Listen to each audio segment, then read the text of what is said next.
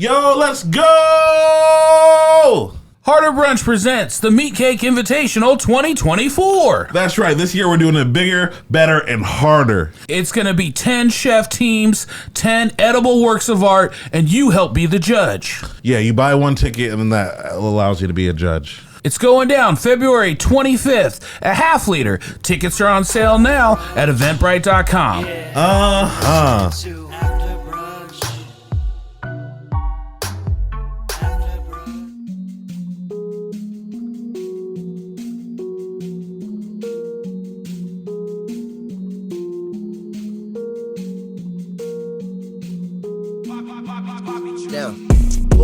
I'm eating brunch with my people though. The homie Dyke just cooked up a feast and we bout to eat it, bro. Fucked around and has to mix the lobster with the poutine. Daddy is rolling blue dream. Them boys got down a routine. It's Naptown culture. Cooking 7 courses. Had to pass the torch and now I'm grabbing second portion. So sit back, relax, grab a drink and a smoke. It's Harder Brunch on the way and get prepared for the jokes. Whoa. Hi, and welcome to the Harder Brunch Podcast. I'm your host, Dyke Michaels. With me, as always, my co-host, Thaddaeus Mckee. Wait. On the ones and twos, the wheels of steel, the sauce boss of Indianapolis, and the last broke dragon. Give it up for Zach Rohn, everybody. It's not the after brunch, but it could be. It could be in your hearts. And a very special first-time guest with us in studio. You are another guest that we've been trying to get you on for years. It happens. We've talked about. The last time you were scheduled to come on, we had this little global pandemic. Right. Yeah, it was nobody go anywhere. Yeah, we were told to not leave the house. So we had you call in. This was back when it was just video right, only too. Yeah. The worst possible Harder Brunch experience is calling in. Wow. I think. You don't even order a pizza and send it to their house? Yeah. Because, I mean, like you get It nothing. did, but it wasn't gluten-free. So Oh, okay. I think we talked about, what'd you eat for breakfast? Chef Luke Trinosky, welcome to the Thank program. you. Thanks for having me. Yeah, Thank you for being here. And I feel like the three of us, Sauce Boss and you, we all have an interesting connection because you were Zach's instructor in culinary school, Yes. correct? Mm-hmm. Oh, wow. Yeah. So we have you to blame. And the little trip we took. Yep. Yep. We took a trip to France and Germany. God, what year? Roomies. Yeah, we were roommates for that. Like 11 or 12 years ago. 11 or 12 years ago. And we did it was at the very end of Oktoberfest. Oh, so we got to do like a proper Oktoberfest in Germany in one of those big beer Wow. tents. Before, we were supposed to go to we all just landed. They all went to the rooms to just do nothing, and we went to seek out the Oktoberfest. We were started with the small beers, then we saw literally 95-year-old with the big beers. All right, we better try at least one big beer. Yeah. And then, so we were all having the first meeting dinner that night, and one of our buddies, the other instructor / what do they call it, chaperone? Chaperone, Yeah, he's like this on the.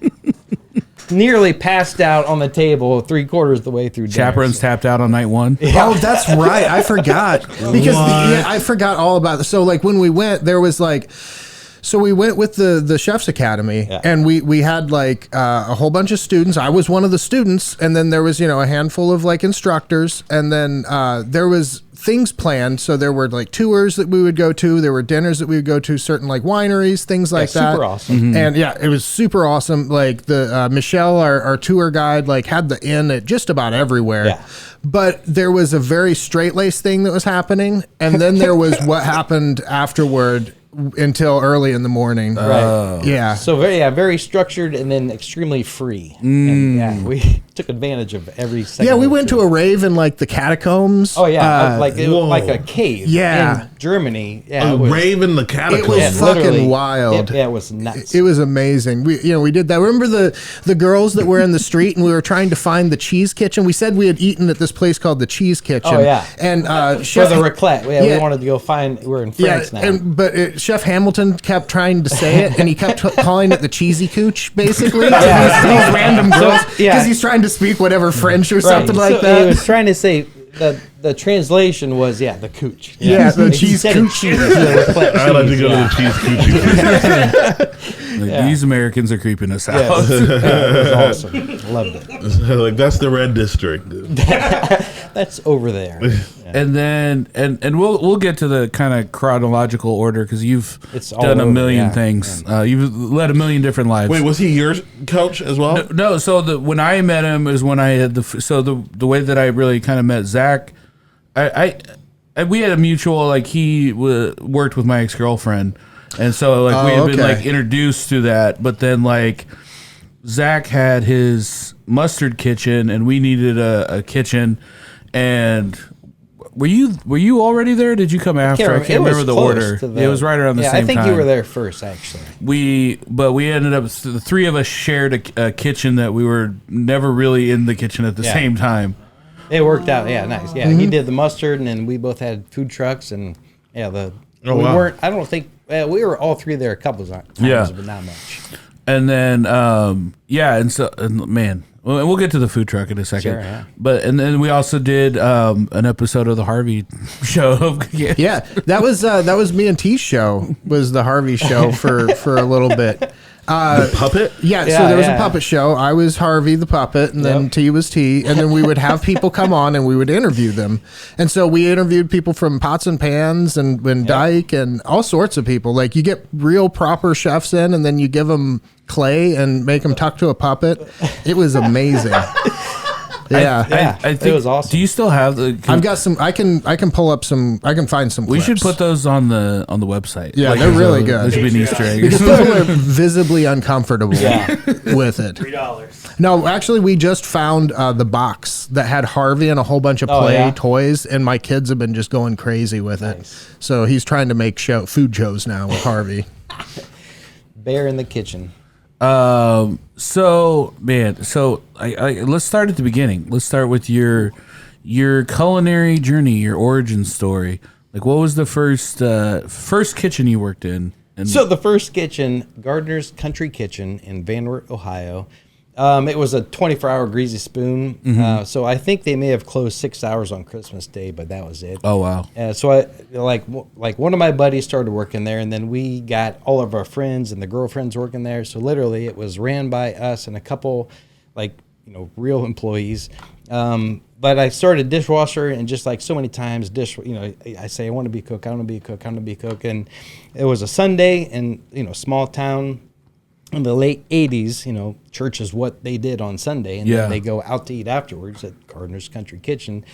So Gregorio's girlfriend, phoned us when he was an hour late, said, Gregorio no coming in today. I was like, all right, well, so is he going to be here tomorrow? No, never. So the other cook, it was, he was the only one, and then I was the dishwasher. It was like, looks like you got your dream, Sparky. He's like, don't fuck it up. I was like, all right. So we were doing, at first it was pretty, not simple, but it was okay for me. Yeah. From the dish into the kitchen. But then I was just doing circles. I had no idea what I was doing. He's like, how about you just do toast? I was like, no, I can do more than that. He's like, no, there's white, there's wheat, there's rye. Sometimes it's buttered, sometimes it's not cut. He's like, don't fuck it up. I was like, okay. So literally, I just did toast the whole rest of the brunch successfully, but that was it. And then I loved the energy of cooking. I started my first actual cooking project at 8 years old was poached eggs. But I had no idea. I would see my mom make it, but I'm like, it seems you put water here, you put the eggs here, you put the lid on, you go. So I watched Scooby-Doo or whatever. So 30 minutes later, I'm like, all right, I'll go see if they're done. So all of the water and the poaching liquid was completely gone. So I was like, the heart starts pounding. And so I went to take the pan off, but since the water was gone, it was metal on. So I burnt the bottom off. So the eggs are trash, and mom wasn't awake or whatever. So we lived by the woods, and I threw everything out. I was like, it never happened. And then after I went to college, Charleston, South Carolina, and I picked it because of the weather. What did you go to college for? For culinary. Oh, okay. But, it was, high school, and the guidance counselor was like, all right, well, you got to figure out what you want to do. So I had no idea, and my stepmom was like, you should be a chef. And I was like, all right, well, I like to cook. That's what I'll do. But, so we're going through all of these colleges, the CIA, and, that's in New York. So I'm like, well, what's the average? I know what snow is there. I don't want to be a part of snow. So then he's like, all right, well, there's Johnson Wales in Miami. I didn't trust myself to make it out of Miami. Yeah. So I was like, in the 80s. Yeah. Could have been a real issue. Yeah, let's not go there. So that it was here and there, other ones, and then Charleston, South Carolina. So I was, there was no internet back then. So I went to the library and got the encyclopedia and saw the average temperature of Charleston was 65. I was like, I can do that. So I went there, and I loved every second of it. Nice. And then it was hotels, and then hotels, and then everything. Now, so much. when your experience in school, was it very much like, did you guys like line up and have inspection and like, was it real? Yeah. But then for whatever, we all pretty much took it seriously. We're I say the kids, but the students now, maybe they don't take it so seriously. And then it makes it hard for the instructors to send them home because, all of a sudden, they're right there and they may be kicked out of school because they don't have the right socks on. So you start to feel bad. But yeah, back then it was all very, very, yes. Well, I feel like a lot of things were kind of fashioned off the military, right? So it's like you're not in the military, but you're kind of in this thing that's like being treated the same with the same. I mean, it's a brigade system. It is almost like a military-like structure, and it's top-down sort of authority. Yeah. I mean, even by the time I was in school, I noticed the change. Like when my first year, we had inspection, and then it went away by the time I was like, they're not doing inspections anymore. Right, yeah. And they're like, the students didn't like it. I was like, no shit. That's right. Yeah. It's not why you do it, but that's sort of, one of the reasons why you do it. But, a lot of it was just, in things like, just making sure you have the stuff that you need to get through the day. Like if you can't remember your thermometer and your marker and it starts with that. Yeah. It's like that's the mise en place of school is at home. You're thinking about what am I supposed to wear? Like the chefs or before the day in the shower or even before the shower, you're thinking about your day. It starts with the uniform, kids. So you get into the hotels. I used to work at the old Radisson by the old airport. Right. I started right after I started in that lull right after 9/11 because I was like, this should be easy. Nobody's going out to hotels. Nowhere. Yeah. And I really liked it because there was a lot of downtime. Because you would kind of go.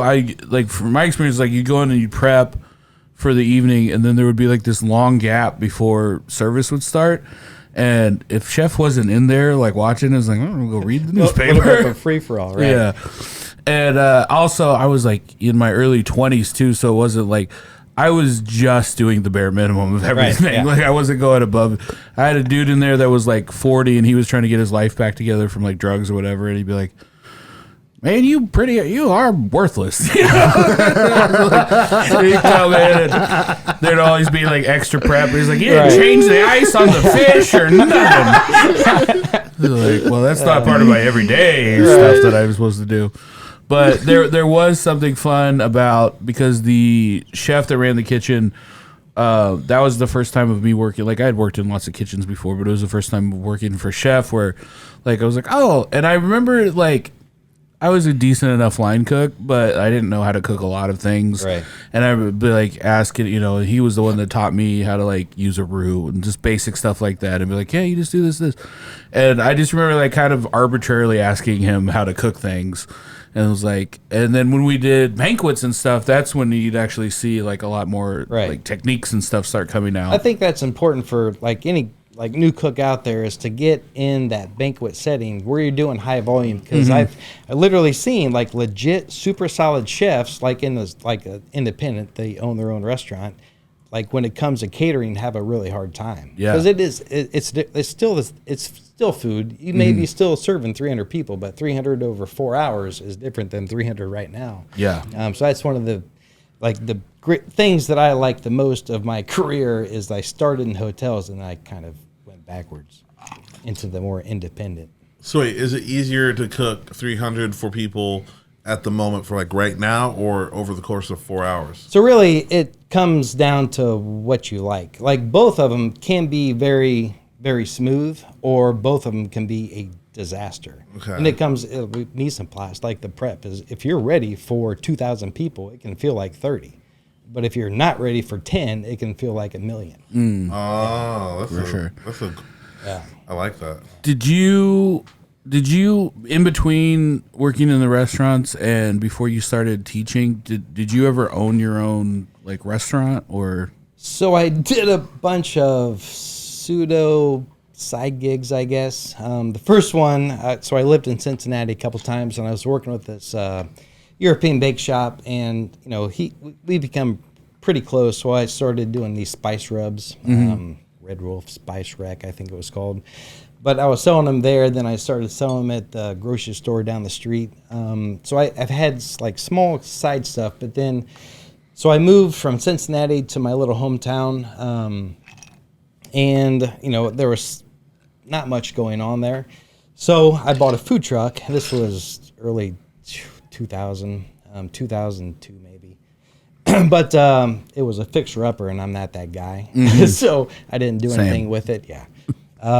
So I guess before I've had just little dabbles of stuff. Like I did when I was in the hometown, I had a Harvest Stone bakery. That's kind of what I called it. So I was baking out of my house, you know, the cottage food law. And I was selling it to either stores or straight to people, but then, you know, I needed more income. So my one of my brothers had a hot dog cart that he wasn't doing anything with. So I was like, well, can I, you know, borrow the hot dog cart? So I would go. Literally, you know, back then, the kids were allowed to leave school, you know, high school, to go out for lunch. So I would be right there in the park. So they would come down and I would just literally do hot dogs. But I had like 20 different toppings. Like it was, they loved it. They, you know, because it wasn't just a hot dog for $10 or $1. Yeah. You know, they could pile all of this stuff on there. So I would do that. It would, you know, from setup to completely breakdown, it'd be an hour, and I'd make, you know, $150, $200, which was pretty good back then. For, you know, for nothing. Hot dogs almost are my favorite side gig or hustle. Like selling hot dogs. Anything on them. Yeah, people love them. People love them. And you can sell so many hot dogs. And it doesn't matter what kind of crowd it is. You can just go make a couple $100 an hour. People know hot dogs. And, you know, especially like if there's not much around or if they haven't had in a while, I'll get a dog. We did a song for summer camp that was like say wiener 17 times, and then Zach did a menu for us that he was wiener 17 different ways. Right. Yeah. And so he had a bunch of. I mean, it was a bunch. It was. I had like 3 or 4 components on each hot dog, and I was doing it 7 times. I've never been. So I was putting them all out at once, right? Just one of each hot dog, and I've never been so stressed making a menu item. All right. Like, because there was, you know, like 50, 60 components that all had to, like, I made a little map and everything, but like Dyke saw me. I got lost like halfway through I it. believe it. Yeah. That's awesome. I mean, some of them were like, this hot dog looks like an octopus. Octo dogs. One was just a plain hot dog. the very first one. Yeah. There was just a hot dog, then there was a plain hot dog and a bun, just a ketchup mustard. Then, you know, I got more creative with them. Right. It was so good, by the way. I miss those. When did you start getting into, what led you into teaching?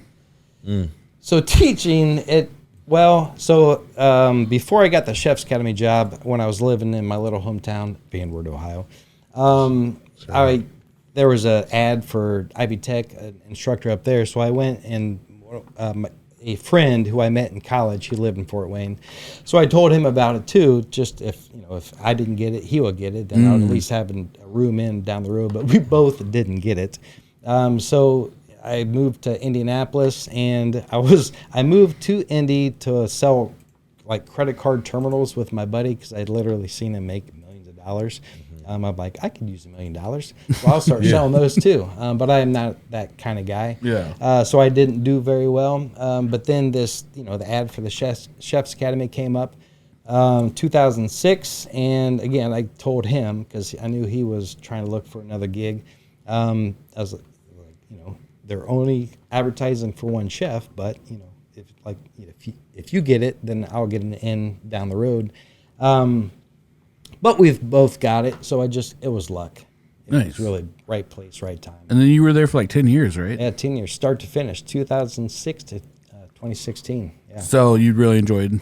Yeah, man, it was for the first 7 to 8 years like the best job any of us had ever had, because there was a bunch of chefs like right out of the kitchen, off the line. So we weren't instructors before, like at a new school. Yeah, and we took it to heart, like we were teaching these line cooks. My first class had 44 people, and that's a lot. In a class with it was 2 of us instructors, but yeah, we just the thing is, like, that was 2006. So the way we were, it wouldn't really be looked nicely upon now. It would be frowned upon because we were chefs. Not screaming like Gordon Ramsay, but just getting the energy going for sure. Yeah. It's important. That's the best way to learn. Yeah, the best way to learn is you weren't in the real environment. You weren't coddling anybody. No way. No, it was. Did you have to yell at that? No, I never. I don't know. I can't remember if I think I had you in one of my classes. Yeah, like there was a time where I didn't have classes. I would fill in, and I think I maybe filled in for a couple of his classes a few times. We bumped around in other places. Yeah. Like we talked. Mm-hmm. Yeah, but not in class. When I was in school, I think the nature of these for-profit schools was eventually they were just let the kids do whatever they want kind of thing, and we see what happened to all of the schools. But so like I noticed even in the time I was there that like when I first started, everything was a little bit more rigid. The chefs were stricter, and by the time I left, it was just a free for all. Right. But like also I would see the kind of people that they hired originally, the chefs wise, they started phasing these people out. All right. So it's just like, oh, this guy yelled at somebody, this guy, whatever, like, and they were like the top instructors, a year prior. Yeah, because it was like the students don't like being yelled at. They got Ellen DeGeneres. There was this. Well, no, like I think like so. First, there is an older restaurant culture that is very very punitive, very very much yelling, very very harsh. A lot of that isn't like very popular today. But even so, I feel like the kitchen environment has a shortness and a sternness that is even like I see people in the kitchens now, like, and it feels almost like generational, and it's like, man, I don't even know what you're going to do when things get busy and you can't, debate with the rush or something like that. Because it's like, well, we shouldn't have to do this. It's like, well, I don't know. 100 orders are coming in. We have to. Right? We have to. Yeah. Well, there's a certain thing, too, where it's like, where you talk about the, I guess, curtness or whatever. Like, like when Zach and I are working together and we're actually trying to put out like a lot of food or something. Which today was fucking awesome. Thank you very much. Like literally everything. Yeah, so good. It's like we've worked together for like half a decade now, so it's like it is a dance of he knows what I need before I ask for it usually, and like there's a lot of yelling. That's just fun. Sometimes I see hitting, they're fist fighting. But like I've had like ex-girlfriends and stuff like try to help me in the kitchen, and it would be like, you're just so mean, and I'm like, I don't feel like I'm mean at all. Yeah, my wife loves helping me in the kitchen. She would be on the food truck, and I would have to say I'm sorry like 50 times. Oh man, saying you're sorry at work sucks. That does. So is Dyke mean when you work with him? Like, I want to hear your take. Well, no. Well, the thing is what he's talking about is working with somebody that you don't work with all the time in a small place. I would say like you get into places like that, You know, you can live with some people, but you might not be friends with them. Or you could work with somebody, but you could never, or you could be friends with somebody, but never work with them. Like, there's different like levels of like being able to work alongside somebody. I feel like we work together very well, and we're able to, you know, fit that pretty well. Like, like if Zach's like, toss me a pot holder, I'm like, where's my please? You know? Right, like, right. And I feel like when you're working with your like significant other, it's just like, you can't just be like, hey, pick that up. Hey, give me this. You know, it's like the dynamic changes. And Yeah, it's just so like, Dyke threw out that, you know, the dance. Like, and I told this guy, like, I was up in Michigan helping this place out, and it was a pretty big catering, and we were just like rocking it. Like, people are going here. You don't have to say fire this; they just know, and it's all orchestrated and coming together. And I was like, we did the dance, but it's like no one's bumping into each other. You don't have to, you know. There's definitely no scolding. You know, like everyone gets it. They're in the flow, and that's what kids are supposed to be. Yeah, there's some people that you can work with, and you really don't actually have to do much talking. There's just, you just know what they're gonna do. You see the movements, and yeah. I get it. so by the time I met you, you had, I guess, food truck number 2, which I didn't realize was the second one, which was like a pull behind trailer. Yep. And It's smallest in Indy for just a little while. and you were kind of like testing out like some different concepts. You were like, I'm not exactly sure what I want to do. Yeah. So like some days it would be like, it became like, it was the lunch truck, right? So it was just like, it's just kind of whatever I want to do. But there for a while, you got on a kick and you were doing high-end shaved ice. Oh, yeah. And I thought you were crazy at first. I was like, he's just going to sell shaved ice? And then he let me try it. It was the best shave ice I've ever had in my life, because he made all of the. It wasn't like a high fructose syrup or whatever. It was real all, fruit, all real fruit syrups. And I was like, I didn't even know shave ice could taste like this. Yep, that's literally what he said. And I heard that. Let me tell you how sometimes, like when you want something, and then when something wants you, like you don't want what wants you, you want that thing. I was supposed to switch everything to shaved ice, because it was good. I loved it. I still have the shaved ice machine, and literally this morning I was like, I think this spring I'm going to bring back the shaved ice and kind of make it good. Because it's so good. So I would shave the ice, of course, with a legit ice shaver, and I would put a little bit of non-dairy like creamer, like ice cream base, so cream on the bottom, then I'd do more ice on top, and then those mixes. So I had passion fruit, I had mango, strawberry, raspberry, like all of these flavors that would, either one or the combination. And the first time I did it was 4th of July, and I think the Brownsburg, whatever, they had a little party, 4th of July thing, and literally it was one of those where there's 25 people deep the whole time. I should have taken that as, people like that, because I was at Brownsburg, the exact same truck, 3 weeks earlier, doing my food. I was doing the raclette, where you scrape down the cheese. Like, it's a beautiful thing, but if you don't know it, you don't know it. So I was right beside my buddy doing barbecue with that line. I had nobody. So I went out and I changed. I had the dry erase or the chalkboard, so I erased it and then put ooey gooey cheesy potatoes. And literally before I got in, someone was like, I need me some ooey gooey cheesy potatoes. I was like, yes, you do. But the shaved ice. Was there anything worse when you had the food truck than pulling up to an event and watching somebody that just got like a nonstop line and you just tumbleweeds in front of your... Happen all the time. I did that with, so I did like the Noblesville 4th of July one year, and I had hot dogs there.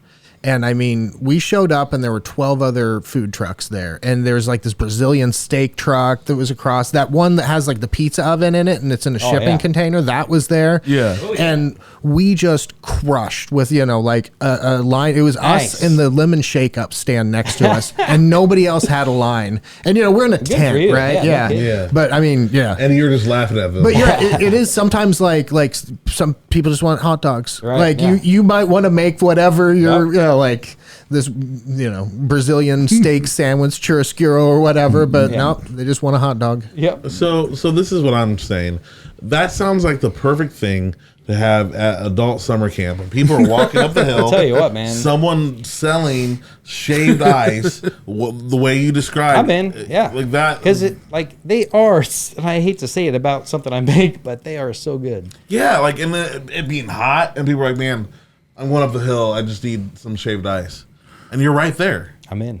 Yeah, I like that idea. I think we just have to package it as part of the that's like the midday snack or something. Like it would be funny if you just came out of the woods and were selling it on the side. I mean, that'd be cool to have vendors at the camp. Like, hey guys, doing some sloppy suds. He is not associated with Harder Brunch Adult Summer. We don't know where he came from, but we promise it's safe. Hey guys, I know there's been a lot of questions about the shaved ice guy. Yes, it is good. Yeah, number one, is it good? Yes. It's very good. Everybody said it's delicious, all right? Hey, let's take a quick commercial break and we'll be right back. This week on the After Brunch Podcast. Man, it was the weirdest episode for me because, and I feel like, and it wasn't Marina, it wasn't the guest. I feel like I bombed a lot, and I figured out what it was. I think I'm usually coasting off this kind of like sense of accomplishment of like, man, we just turned out this really great brunch. Like I did that, or I was part of it. Everybody's like happy. We're all on the same wavelength, and we come down here, and then the podcast is a little bit of a victory lap. You know, it's just like, hey, now we can talk because we've razzle dazzled you with food. And people don't laugh at your jokes when you don't feed them. Join us at patreon.com/harderbrunch. Welcome back. Now, Chef, you brought a lot of stuff with you today. You wanna go through some of the stuff and explain what you brought here? So I guess the first one is my book. What a brilliant title. Fork in the Road. Yeah. So I'm going to change that to Culinary Fork in the Road because after I put the title on there, there's quite a bit of books out there with that title, Fork in the Road. But yeah, what it is how to become a chef pretty much with or without school. So the tagline, degrees don't make the chef, you do. Ooh. I thought this was a very interesting concept when you first told me about it because it's very niche. I mean, this is specifically for people that are, yes. But like it also, you obviously go into depth about, and what are some of, you didn't give the whole book away, but like what are some of the metrics that you use to tell somebody like, you should probably go home to the kitchen, or you should go to school? So I'm going to be 1,000% honest, which sometimes I don't like to do. But that book was after seeing so many people be in the industry for 30 years and still be a line cook, but wanted to be a chef, but just didn't know. So I'm like, all right, well, maybe they truly don't understand what it takes. So I would just write down, between, my take, there's kind of a chapter on how I became a chef. And then, I asked a lot of chef buddies, kind of what they thought was important, and then different, some of the culinary students, either from the Chef's Academy or other places. But yeah, there's just like anything else, there's certain things that aren't told. Either it's expected or it's expected that they learn on the job, but sometimes people either don't or they just don't want to do it, which is a whole nother thing. I like how serious the saying is too. Degrees don't make you the chef. Oh, sorry. Degrees don't make the chef. You do. Yeah. It's kind of like that gun saying. Like guns don't kill people. Dyke almost lost it. Right, Chefs kill people. Chefs kill people. and I like that. And there could be another take, like degrees don't cook up the food or heat up the food. You do. And it's just so listen, I've seen valedictorians not really know how to cook. Like there's book work, which some people are excellent at, and then maybe they don't get a job in the kitchen during. Yeah, so there's a huge difference. You do not need to go to college to become a chef. Yeah. Like as long as you're learning somewhere in a real live kitchen is, in my opinion, if not the best place, one of the best places. And so I've seen students who had no background starting, and then the one who gets a job in the kitchen while going to school versus the one who doesn't. The difference, upon graduation, there's a huge difference, in the understanding of the kitchen for the ones who was working the whole time and the ones who didn't. That's awesome. Their school, they try to make it like the actual, real life, but it's really, a mismatch. Really hard. Yeah.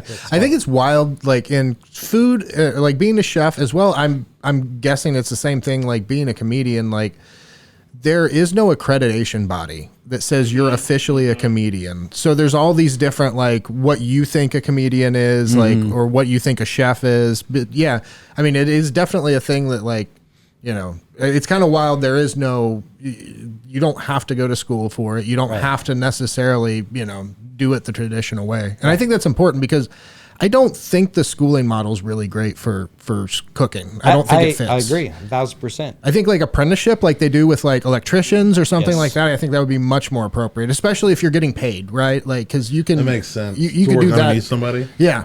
So that's one of the things I just started was the I forget what I called it now, but the apprenticeship program, the virtual apprenticeship program. So I either, like, there's a couple people I'm talking to, either I've never met. I just kind of put it out there on TikTok. So, I said I'm taking 5 free people for this. So I'll help them out just with questions they have. And then one person is a little bit more culinary school driven. So I'm doing like different stuff, but I think it's important for new cooks, if they have questions and maybe they don't feel comfortable talking to the chef, to go to someone, and that's, I think it's important to get your questions answered. Now, it's very interesting you brought up the TikTok, because you were a guy that you've been making these kind of educational videos for a long time, well before social media. When I'm assuming you were just making them for just for the school, or making them just. Well, actually, it did start for the school. My brother was hired on, and he was the social media guy. So we were just talking let's start making videos. So we would do small ones, like just on cilantro. We would talk about cilantro, and then or talk about rosemary, so herbs. But then we started, how to make mayonnaise, how to make vinaigrette, and then I started on my own, and then I think I did one video about popcorn, how to make some badass popcorn. But then I smashed my head, and it was pretty serious. But then, so if you go to my YouTube, and the first... Wait, you smashed your head with popcorn? No. It wasn't related. That would have been a better story.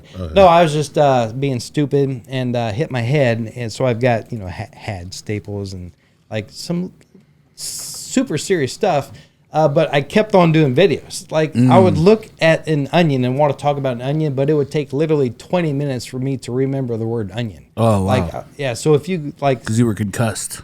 Yeah, that's wild. Oh yeah, so you can go to my early, because I deleted nothing. The first videos I did on YouTube, it's painful for me to watch because it's so slow. And, so anyway, videos. I just like doing it. At first, I didn't want views. I just wanted to help people cook. But I could have been further along in my subscription base, my subs, if I had been more whatever.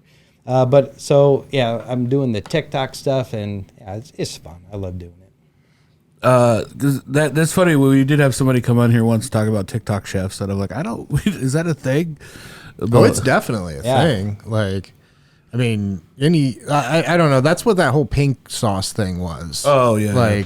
Just blew up over TikTok. But you're an actual you're not a social media person. So there that's is a cooking. difference. That's cooking on TikTok. I'm not the you're housewife, a chef. Yeah. doing TikTok videos, which is totally fine. But I like the fact that not only the book, but your TikTok and everything, it all is not just food, but it all ties into culinary education. Yeah. And just the fact that hey, I know all this stuff. I have these skill sets, and I know there's people out there that want to know them. And the disconnect between this information and the people that seek it out, it's you either have to pay thousands and thousands of dollars to go to culinary school, or you have to, because it's not just about finding. I mean, you could go to a restaurant and be like, I want to learn to cook, and still never really, you know what I'm saying? Oh, yeah. There are good past and bad past to do that. For sure. Yeah, it's who you get involved with. You know, who is your mentor? Are they a huge hack showing you how to do everything the wrong way? Or are they legit? And if you don't know, you don't know. Yeah. Were there some known hacks, like known famous hacks that we could say on this program? Gosh, how do I think about it? I'm not Chef Emerald. sure. I mean, like I don't think way. that anybody knows really like the famous chefs on that level, like on That the are same. hacks? But I do feel like in the local restaurant scene, you do have people who get whatever. That are hacks here. I mean, I'm Just not in the familiar now, industry. but like Yeah. that is kind of like industry. It's the same thing like with comedians, right? Like you guys all They know the think they're ones good. who, if you Right. see them on a lineup, you're like, or whatever. Also, Like Jonathan Brooks. Right. Like he's a hack. Yeah. Like he's a known hack. Everybody. He's known. I also don't think that if you are a hack in any kind of way that you're going to be around very long. Right. Yeah. No. You know, like- time definitely is a filter for that. Or you'll just keep on jumping to a place who doesn't know you. And, You keep skipping town. That's how those people, because how did they get hired? Well, they've been on so many interviews over the last, so they're good at interviewing, They but nailed they're the just not interview. good at cooking. What else did you bring there? You got some. What else? I got my gummy kit. I think it's not on Amazon anymore, but it's just how to make your own gummies. So it's got 2 flavors, and it's kind of what it is, and make then you a could, couple like- flavors of gummies. Then you could like add stuff to that if you like your Yeah, gummies to be a little rosemary or whatever. stronger, stronger flavored. Yeah, stronger flavor. Oh wow, this is awesome. Thad is a big fan of rosemary. Yeah, he gummies. loves rosemary gummies. He's a huge fan. Yep. Then we have the liquid Hellfire. That's the hot sauce I make. So it's got the Jimmy Nardello peppers, which I grow. It's got garlic, which I grow. It's fermented for about 6 months, and then I take a sherry vinegar and I smoke it with cherry and oak. Then puree the whole thing. So Let's try that on the program. done. No, That yeah, sounds- absolutely. That is the best hot sauce. Can I try? Yeah. Oh, that. So there's I started with the garlic explosion, but then I did one what's it called, Liquid Awesome, and then this one's Liquid Hellfire. So it's Liquid Awesome with more heat. So this one's got the ghost peppers in it. Oh, it does So, have some but it's heat. not all ghost peppers. And I heard the story of what you were conned into eating. They didn't He help was you not out. conned into anything. No, So here's the still thing. lost I Here's the know. thing. Not We allowed to said we speak. were going to do a hot sauce tasting, and we didn't want to tell him because we had tasted it. It was definitely way too hot, but he poured it on his own thing, and he poured like, I don't know, an ungodly amount. I almost felt bad watching him do it. Time out. Would I almost let me felt ask bad you the this 30 question, and minutes. this is going to be game set match. If this was a law, you're the judge. Yeah. If we're in the court, would you let your son take as much as I did? Well, no, he's a 5-year-old. Case closed. It was illegal what you let me do. You're his guardian. No, no. You're an adult, Thad. No. I don't think you understand. If we did it again, I would still not tell you. If we could There go was back in another time, hot I would sauce. not have changed it. Seeing everything I Here's saw. the thing: you guys tasted it before and had an awful experience, and then watched me put it on. I thought it was bread. I did not Different- know it was hot sauce. Different people. It's you had to know. I See, that's thought why it you was deserve bread. to have it like I that. thought you were doing a No, you bit. tell I was people, like, hey, there's I no thought way there's he's gonna no eat all way, that. yeah. You tell people when you're having hot sauce. I hoped that you would, and you did. It was amazing. And then what's the coffee cup mug? Oh, so this one, it's so I kind of helped out the bottom. I had the logo of the Zippy Gypsy. So I just brought you guys some coffee cups, just for beverages. Well, thank you. You know what would go Yeah. great in there? Tinker Coffee, which is one of our wonderful sponsors. So I tell you what, I went to Tinker. It was a couple months ago, and it was my first time. I had been to the garage, but just not Tinker. Actually, it was on the way to the garage, but not garage, the amp 16.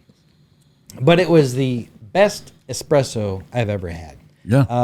I didn't even ask what it was. I guess it was just theirs. But it was so good. Like it was the espresso, like it was powerful, but it was so fruity and so full of flavor. Like I loved it. and very like low acid. I feel like like when because I drink probably too much. I have a real problem. And if I'm drinking other coffee, then like my stomach will hurt all day. Oh, right. You know, and like my wife just switched the tea for the same reason. It's so small. Maybe give her a little tinker coffee. Yeah. The garlic in this is amazing. Yeah, thanks. This is some of the best hot sauce I've ever had, and I'm not lying. No, I'm serious. Like we always had it when we would share a kitchen with you, and that is, I mean, both me and Elise's favorite. So that's where I started. Yeah, Zach's Kitchen. Yeah. Bottling. I'm gonna wait and put it on something. You don't want a palm of hot sauce? You know, we're all licking our palms. Why are you making it weird? No, you were friends. Yeah. Sorry, someone up my nose. It's not supposed to go up your nose. Don't put it up your nose. See, Thad wonders, but he does stuff like this. Yeah. Thad, I was prepared for this. I knew this was hot sauce. Thad, if your mouth is on fire, then cool it down with a refreshing Upland beer. That's not what I use. Crisp. But I do like Upland beer. I like how you know to the commercial. I said, no, I don't think so. Wouldn't touch Upland. I really Not unless do. it's free. I really do drink Upland beer. Yeah, you should do. That was one of my hot spots. Upland on College. Oh, yeah. Really? College, yeah. You go there? I did every Thursday, and it's one of those where you get as your chef, once you get the trust, that's like what everything else is gold. So the guys, they would come out and just like, give me whatever you think I like. So I was like, heck yeah, man, I'll just bam, bam, bam, there you go. I loved it. That was one of my best stops. Yeah, I feel like a lot of chefs, kind of like comedians. A lot of characters out there, Right. and you have the mustache, you're a jovial person. I feel like you could be like a strong man in a circus, And, that's what I was thinking too. And I feel like it's a thing where it's just like, if somebody doesn't know you, like the idea of how, like the differential of how good of a chef you are, it's like, when people sometimes even come over for Harder Brunch, like that'll come up and be like, "You guys really did a good job today." Like you guys know how to cook. It's like, yeah. This is our second time. It's not our first time. I'm like, where did you guys buy this? Shout out, Bridget. Hey! He'll also let us know when we mess things up. Right. Yeah, I feel honesty is the best way. I tell you what, there is something like there's nothing worse than like literally wanting to know how you did and having someone say, "Oh, that was great, it was awesome," but then thinking, "I needed this or this or this." Yeah. Same with comedy. Honestly, if I have a bad set, I don't want someone like, "Oh, that was great." Like, get out of my face. Yeah. Be serious. It was cold. Growth. That's how you grow. Yeah. That's how I felt I last prefer night. they seek me out and tell me my shortcomings. Track me down. Well, I'm sweating. I'm not. Thank God you didn't eat a whole. Guys, if Handful. you were thinking about buying a sauna, don't. Get this. Yeah, that is good. What are you gonna say, Dyke? We put some on some wings. We could, put some on wings. No, or- I think we ate all the wings. Did we? I don't know. Was there wings left? Look, I'm looking at two good palms right there. Now you got, eat up, buddy. Two good palms. Now, normally we actually did a double brunch today, so behind the fourth wall or whatever, we don't need to go through everything. But you got to sit down and eat the same barbecue stuff with Chef Abby today. So can I tell an Abby story? Sure. Or Yeah. I could literally talk Abby 20 minutes. She is like, she's definitely not underrated, but I still think she deserves way more. Mm-hmm. Excuse me. So she went to the Chef's Academy, and I met her because of a scone. There was an nutritionist, Beth Blessing. She was co-founder for Green Bean Delivery, but she brought me the scone. It's like, you've got to try this. And so I worked at a European bakery in Cincinnati, and we did scones. And I was like, yeah, sure, I'll try the scone. To him, Yeah. John Paul at the bakery, but it was like crisp on the outside, but super soft on the inside. And I was like, all right, well, that's actually a good scone. So Beth brought me that, I was like, all right, I'll taste it. So I tasted it. I was like, holy shit, man. Like literally it was the exact same. I was like, you've got to show me who made this. And she's like, yeah, her name is Abby. She's right in here. It was her first week or 2 weeks. So I went, I was like, this is awesome. So it wasn't one of those things where you can accidentally get perfection. Like I knew that she was like super awesome. There's talent. You Yeah. could tell. Like Yeah. you didn't see that with Zach, but you saw that. I was never brought a scone that Zach made. I know talent when I see it. I will I haven't say, seen it in a long time. let me say, I have never like bought anything from Abby like Zach. So when Zach kind of shut the mustard down, I'm like, because I did my mustard barbecue with his mustard, Yeah. and I tried it with other commercial mustards, and there is no difference. So I bought it. Yeah, technically, the recipe. Chef T is the owner of the Ballpark mustard recipe. Yeah, it is fucking so good. Yeah, it is good. It is good. But you're not eating his scones. Like you'll go to Germany with him, Yeah. hang out, party, but you won't eat his scones. I've disappointed a lot of people with my scones. No, but you have a great sauce. We don't call you Sauce Boss for no reason. So, hats off to that. But yeah, we did do a barbecue today, and was there enough food? Did you feel like you got your fill? Yeah, like for sure. And that's why I'm gluten free, which I knew there was going to be gluten involved. So I brought my pills, which usually do a really good job. Today they did. So I was not worried whatsoever. And the first one was the chimichanga. So I've literally not had a chimichanga for, I bet it's been 30 years. Oh wow. So one, having a chimichanga again was awesome, but two, the inside, like when I say the inside, the filling, like there's so much flavor, and then the sauces on top, God, it was so good. Thank you so much. I remember one time in culinary school, we make this recipe, and I had a bad habit of I would copy all my recipe on the recipe cards, but I would kind of do it checked out from I wasn't retaining what I was writing down, and I wasn't like, you're supposed to kind of do that, so you go like, oh, this is what we're doing in class tomorrow, like I'm going to take these ingredients and then I'm going to use this preparation method, and then it's going to You just photocopied it with your hand. I'm just Xeroxing, and then I would get into class and I'm like, what are we doing? Like stenographer. What's going on? So we had this one, I remember it was like a 4-hour class or something, and it was like we were cooking this pork low and slow in the oven for 3 hours or something. We did all this stuff, and then we ended up making but it had all these different spices and stuff. Like I remember it took a long time just to write down the recipe. Right. And then it took so much longer to actually make it. And it was like all these spices, and we were being very delicate, and we were cooking it low and slow. And then we wrapped it in a taquito and just deep fried the hell out of it. And I was just like, why did I just make this pork so good? Right. For so long. All this time, to deep fry. Yeah. And so I was like, that's what I like about a good chimichanga, though, is that it maintains the pork inside, Right. or the protein is maintained. Because you don't just throw raw stuff in there. Yeah, you do stuff to it, and they just wrap it and fry it. Right. And it was like falling apart in my mouth. When you talked about having one 30 years ago, was it at Chi-Chi's? Because that's where, like, when I think of a chimichanga, like, so as a kid. Yeah, North Carolina, just, so it wasn't Chi-Chi's, but it was like a year before I was at Chi-Chi's. You used to work at Chi-Chi's? So, no, not work, but attend. Okay. Dine at.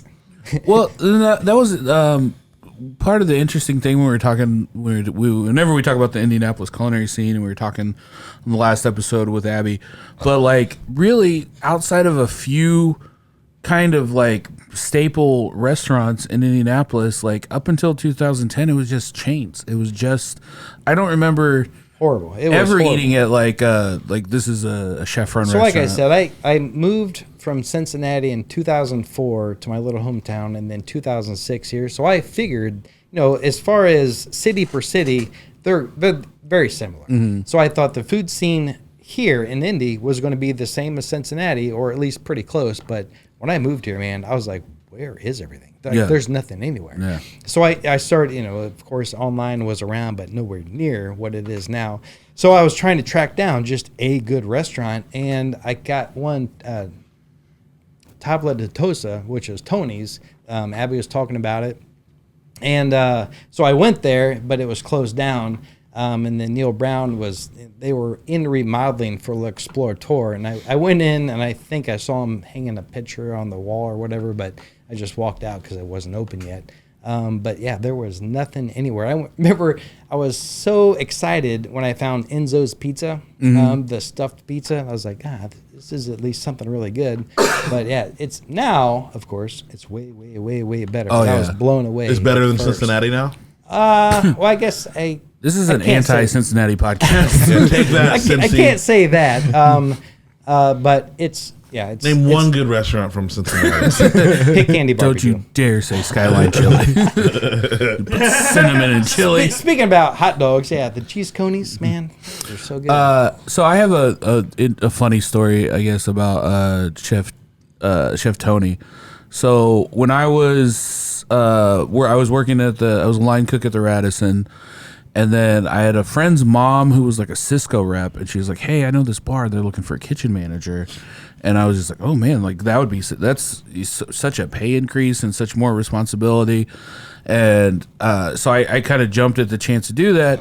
And it was these two guys that were opening this. It was a bar on the west side, and I think they just had a lot of money up front, So they were like throwing a lot of money at a lot of stuff. And one of the things they did is they had Chef Tony come and set the menu for the bar. Oh, okay. And I'm sure he's great, but I feel like he took them to the cleaners because this is a dive bar on the west side that's behind like a crack den. You know what I'm saying? And he's got like seafood and steak and pizzas, and I mean, there was like 3 different kinds of pastas with a vodka sauce. All right, that was probably him. And like all this stuff. And I remember like came in and like he just kind of showed me once how to make everything, and I was like, all right, okay. And I just kind of like made a couple notes and followed him, and then he was gone. Right.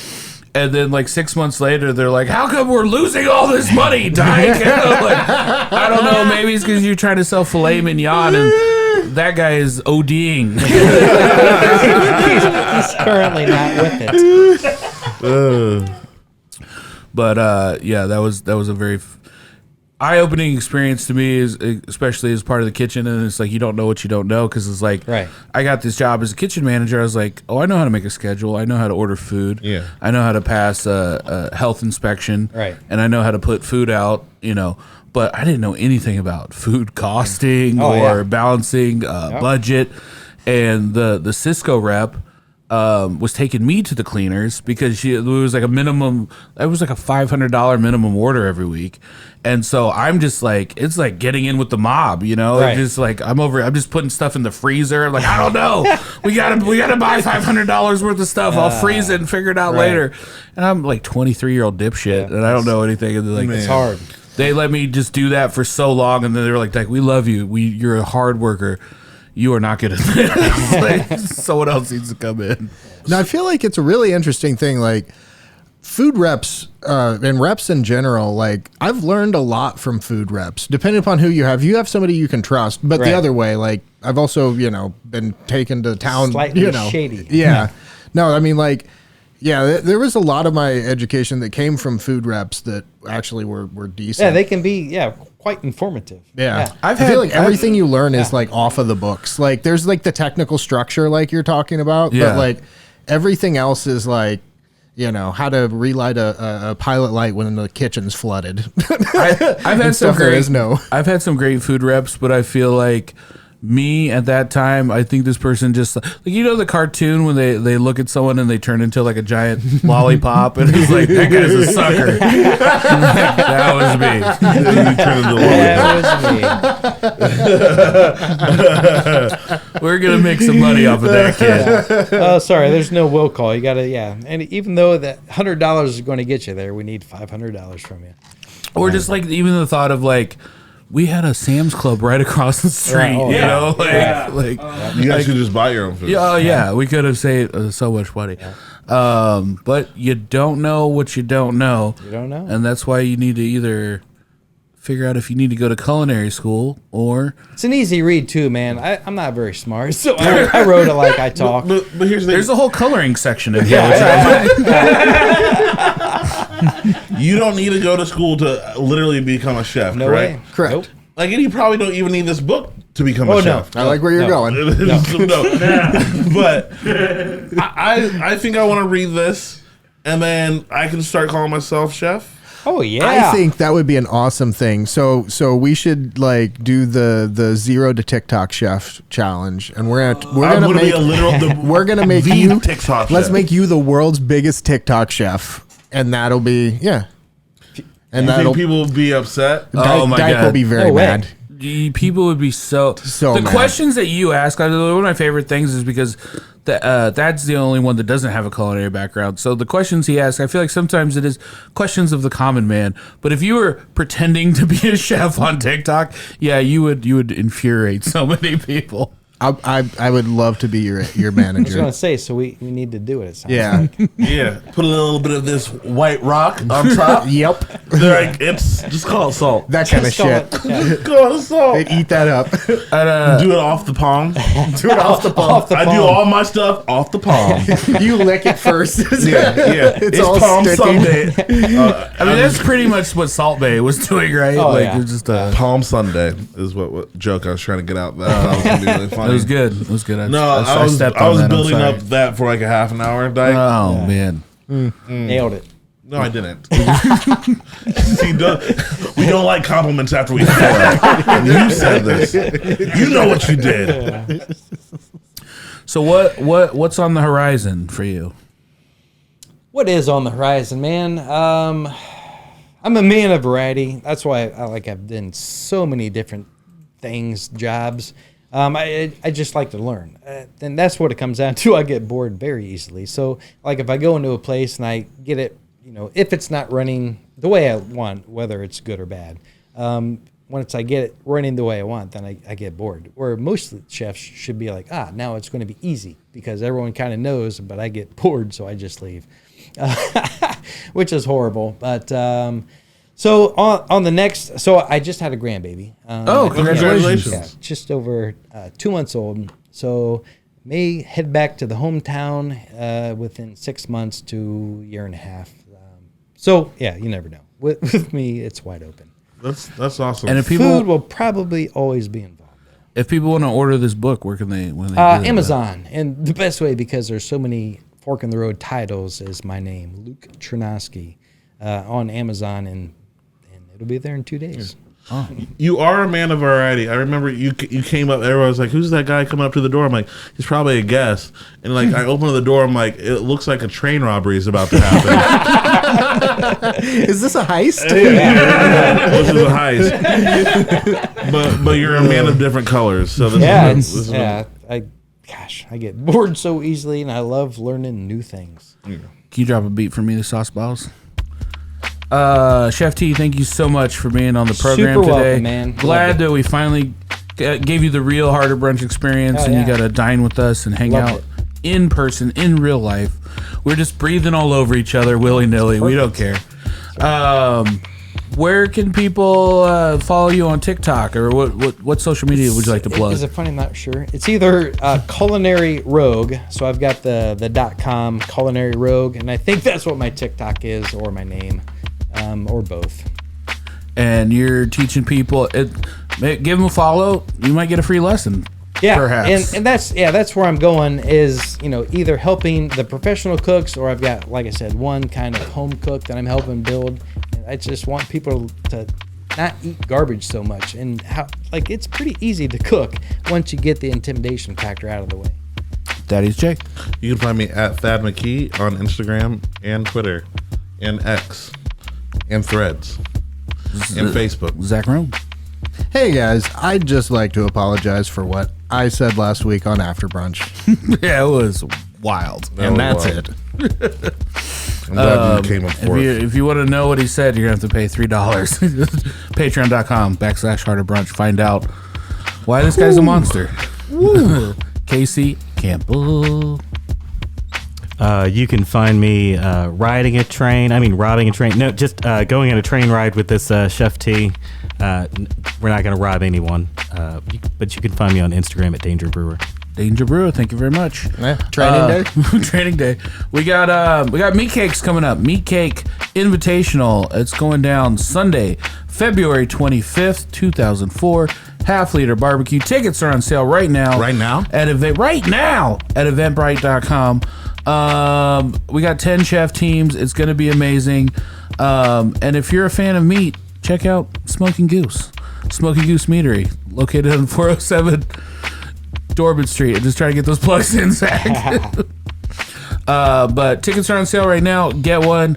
I mean, they're flying. People are buying them. People are buying them as a date, and I highly suggest. I think that should be our angle. Is like just bring your lover to meat cakes.